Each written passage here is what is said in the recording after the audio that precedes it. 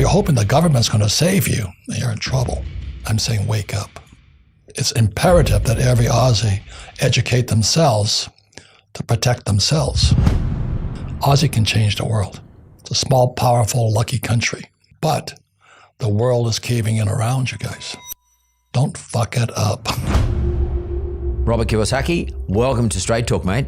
Honored to be your program, and congratulations on all your entrepreneurial success. It's impressive. Thanks very much. Well, coming from you, that's a big rap. Thanks very much. God. No, I'm serious. That is like, here we are. We've got your book. Like, this is like iconic. And I actually don't know anybody in Australia. I mean this. I'm not just your book, Rich Dad, Poor Dad. I don't know anybody. I mean, there's lots of people probably haven't read, but I don't know anybody who hasn't read this book. Honestly, and I'm dying to get you to write in it for me before you go, if you don't mind. Sure. Hopefully it's not your last one. I hope so. Reorder. Yeah, reorder, please. I'll tell a quick story. The book was turned down by every publisher in New York. No. They said, when it comes to money, you don't know what you're talking about. So this was 30 years ago. And now it's still #1 in the world. So this book's still #1 in the world, and it was turned down by publishers? Yep. And we're talking, and you said 30 years ago. This book's been around for 30 years? Yeah. Oh my God. 1997 it came out. Wow. Yeah. That's 27 years. So fast for all of us. Like, it feels like it was maybe 10, 15 years ago, but 30 years ago. Yeah. Well, Aussie was I love this country. It is a lucky country. It really is. But they're the most receptive to my ideas. Is that right? Yeah. I forget what hotel I was staying at, but my hotel room, there was boxes not books, boxes of books. And I sat there for hours just autographing them. So the Aussies were really receptive, which gave me a big start. Oh, if you could tell us, as opposed to what we interpret, what do you think is the basic premise or the thesis of why you wrote this book and what the book stands for? Well, as you know, the great battle on the planet Earth is Marxism versus capitalism. And in 1965, I was 17 years old. I went to school in New York. I went to military school. And my economics teacher had us read the Communist Manifesto by Marx. And that was pretty radical, you know what I mean, to a school teaching Marxism. But rather than study Keynes and Malthus and all this, he had us read Marx. And I realized most school teachers, like my poor dad, are Marxists. Not bad people, don't get me wrong. It's like a religion, what religion? And as you know, what Marx said was the abolition of private property was the #1 goal. And to this guy, Klaus Schwab, out of Austria, wherever he's at, he says, someday you'll own nothing and you'll be happy. So that's what's going on the planet. And a lot of people subscribe to that. So my poor dad was a Marxist. #2 was that workers of the world unite. My poor dad was head of the labor union. Teachers union. Today, the biggest union in America, teachers unions. And that's why we have no financial education in our school. The third thing was that, a graduating income tax was essential for the spread of communism. And as you know, we're taxed to death now. And America was founded as a tax-free nation. In 1773, we had the Boston Tea Party to kick the bloody English out. But what happened in 1773, the British East India flag was transferred to the U.S., and it became the U.S. flag. So if you look at the British East India flag, which ran Australia also, the American flag is the British East India's flag. Yeah. So the banks traded. You know what I mean? Yeah. The bankers control the world. Like it or not, they control the world. And they still do. Yes, exactly. Because you would know that more than anybody.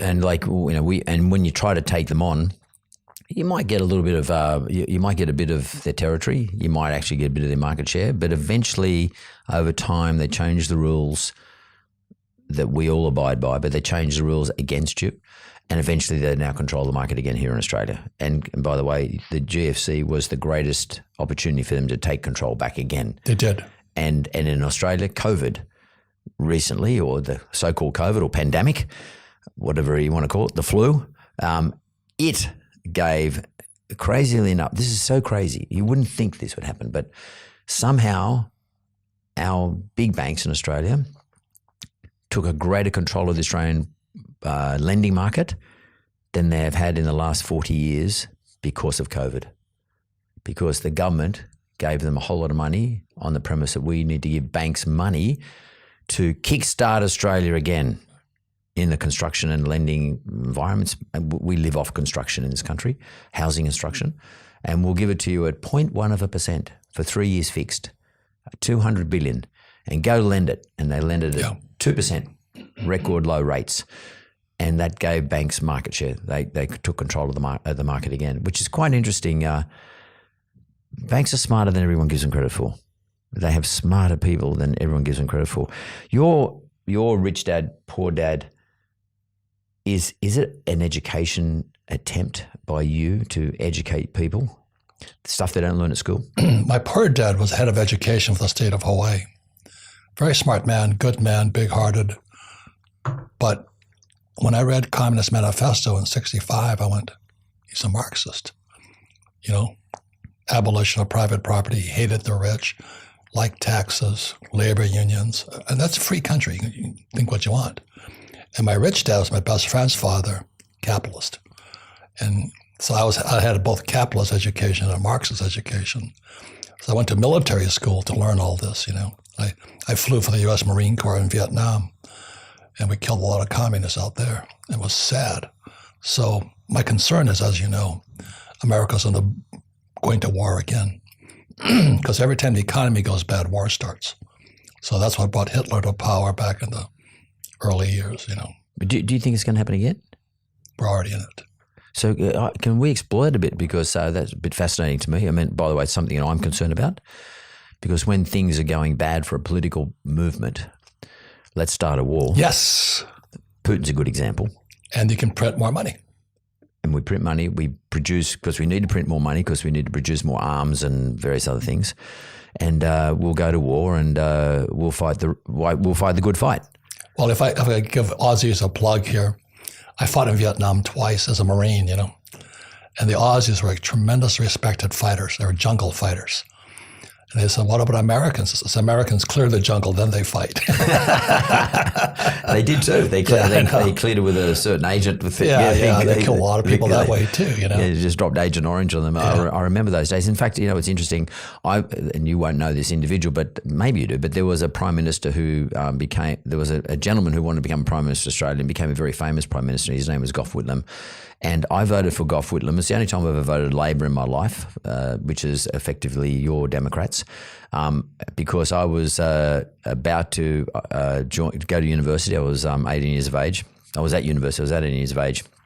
And conscription was in Australia because the war was on, Vietnam War was on. And the last thing I wanted to do was go to Vietnam. But some of my older mates were there. And they were telling, when they came back, they were telling me what it was like. It was sound dreadful to me. So I've actually voted in favour of the Labor Party. Gough Whitlam won the election in favour of the Labor Party just for one reason, so I didn't have to get conscripted. I'd rather go to university, and in those days, smoke marijuana on the library lawn. That's what everybody was doing. It's very interesting you talk about institutionalised, or communism or Marxism, perhaps is a better way of putting it, and every version of Marxism. Today it's sort of watered down so you can't recognise it. But it is preeminent in institutional education institutions. Yeah. Preeminent, whether it's university Marxist. or schools. Yeah. Yeah. And but they don't label it as Marxist. No. They sort of liberal or they have a different view on it. Well, let's look after everybody, sort of thing. Yeah. You know, we're going to look after you.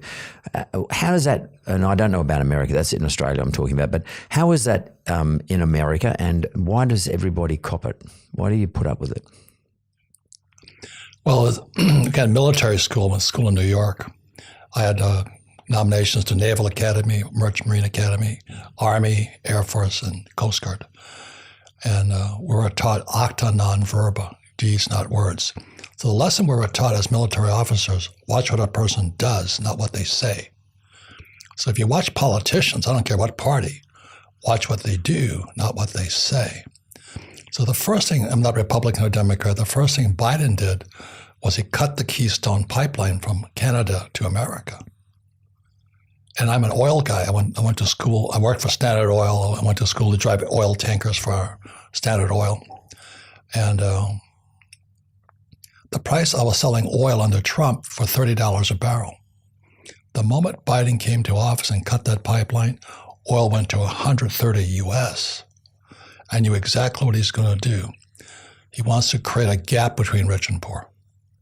And that's revolution. As you know, it takes that gap to cause revolution. Division, yeah. Well, anger. So America is a very divided, angry country right now. And they can't figure out what's happening. Why did Biden cut the pipeline? He didn't have to. The second thing, he just opened our borders and 10 million people streamed across. Now fentanyl is going all across America. And Trump is a good friend of mine. I wrote 2 books with him. He gets accused of screwing older women, should we say. You know what I mean? He's a man's man. And we all know what he's up to. But Biden's caught sniffing a little girl's hair. I'm going, yeah. Watch what a person does, not what they say. And then I've seen that vision, by the way. I've been sniffing the young girl's hair. That was a bit weird. And not only that, Trump's 2 sons, Don Jr. and Eric, are good friends of mine. They're classy young men. I hunt with them, So we're upstate New York with the 2 Trump boys. We go into this restaurant, and they go in back to talk to the illegals. They all shake hands, they say hello and all that. They're great young men. And this guy, Hunter Biden, oh my God, like father, like son, on drugs, porno, and all this stuff. His laptop goes missing.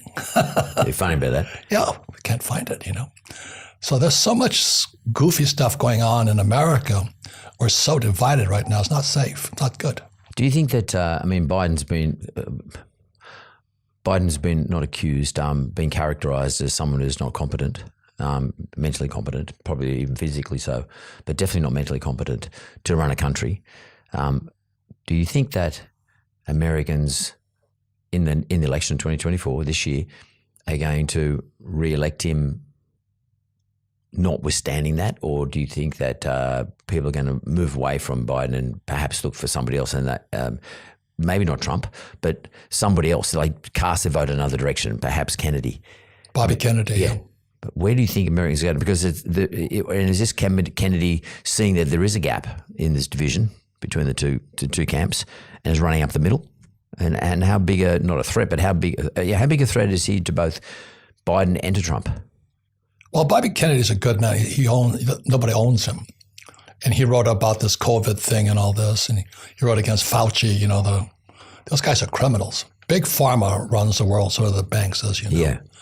So Bobby Kennedy is like his family. You can't buy them. So I like Bobby Kennedy. And it's not Republican or Democrat. I just want somebody to keep their, actions speak louder than words. And so Bobby Kennedy took on Big Pharma, which is good. And how do you think he would go, sir? Because Big Pharma is extraordinarily strong in terms of lobby and can create all sorts of havoc for an individual. Are they going to run him down, start campaigns against him? Have they started something against Kennedy? Start to attack his character? My concern, as Stalin said years ago, he says, it's not who votes that counts, it's who counts the votes. And so that's why election was stolen. I think it was. But America has a bad habit of taking out the Kennedys with guns. So I'm afraid There's been quite a few of them have gone down with being killed. John and Bobby. So America is they're messing with power and the banking powers, the cartels. The Federal Reserve Bank is not an American bank. It's a cartel of the richest banks in the world. And you know that running a mortgage company. You don't play their game, they stomp on you. So that's my concern. Money is power, like it or not. Yeah. So what do we do as a voter, as a small? Well, we would all consider ourselves as just one vote out of many millions, and in the case of US, hundreds of millions. What do we do about that? I mean, how do we get fairness and justice, or do we just cop it on the chin? Well, everybody has their own idea how to do this. My idea way back when was educate yourself. So I created the cash flow board game because I learned investing playing Monopoly. And Maria Montessori, she's one of the great educational entrepreneurs.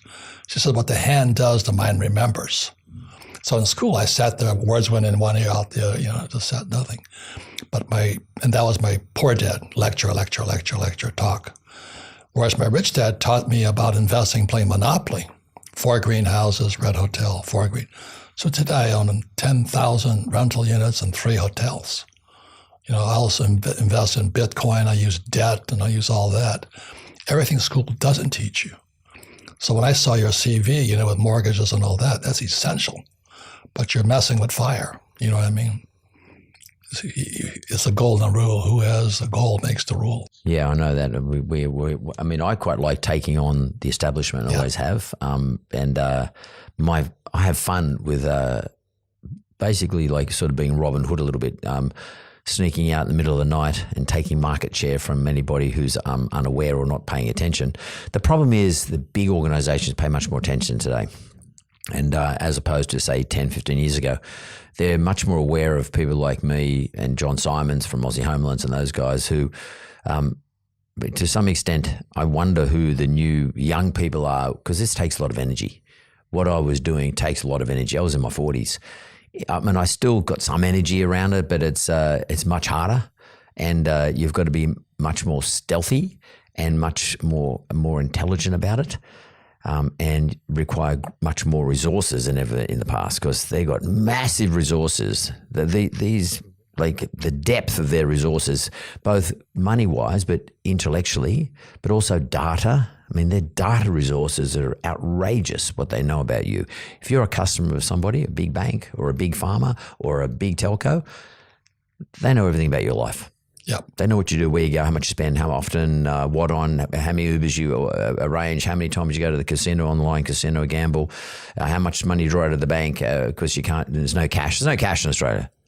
85% of transactions in Australia are online. You see your armored car services going out of business. Because they don't have to collect cash anymore. Yeah. And clubs, like I'm on the board of a lease club, we hardly have any cash. So we don't, and because the armored car service is quite expensive for us.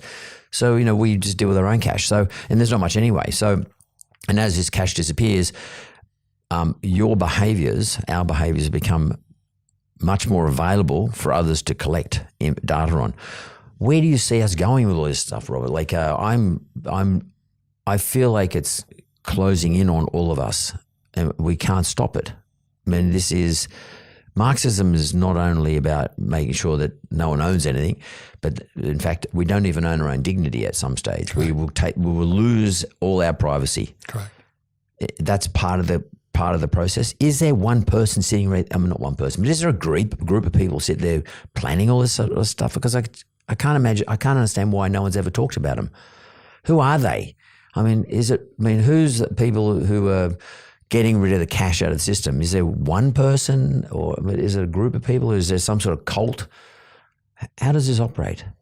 Well, I think it was inevitable it was going to happen, that money would go crypto. So that's why the reason I have, I think I have 70 Bitcoin. I don't know how many I got anymore. But crypto is good. I'm talking about when banks won't let you deal in cash. No, that's what I'm saying is we should go crypto. I'm getting off the banking system. Yep. So I own a lot of gold and silver, things like that.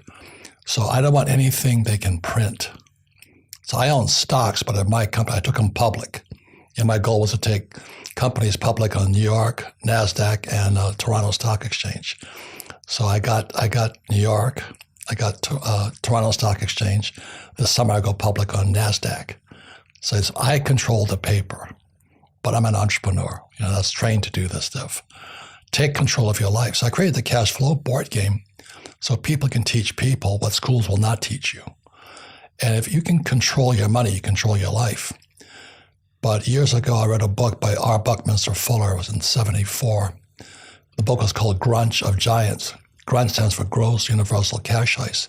Simply said, he was saying your wealth is stolen via your money.